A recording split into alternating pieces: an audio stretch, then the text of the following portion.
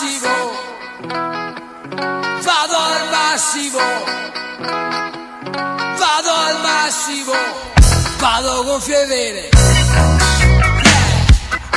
a gonfie vere, a gonfie vere. Voglio proprio vedere, e voglio proprio vedere, cioè voglio proprio vedere come va a finire.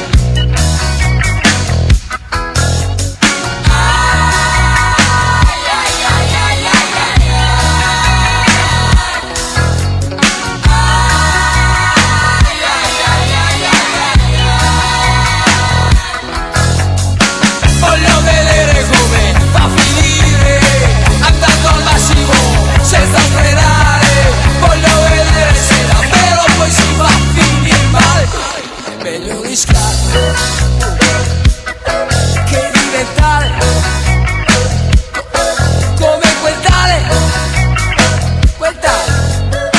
che scrive sul giornale.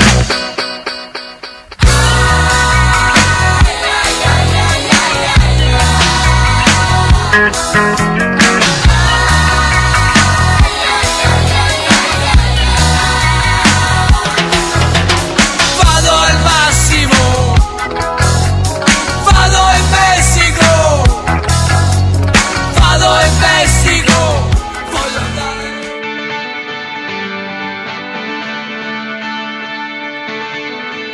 Si può essere amici per sempre, anche quando le vite ci cambiano, ci separano e ci oppongono.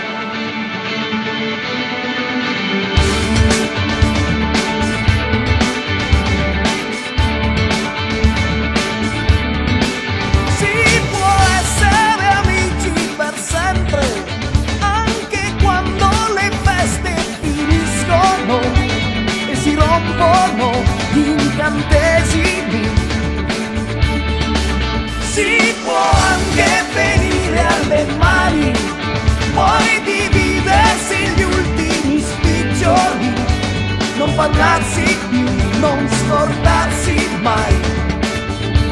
Gli amici ci riaprono gli occhi, ci capiscono meglio di noi e ti mettono davanti agli specchi, anche quando non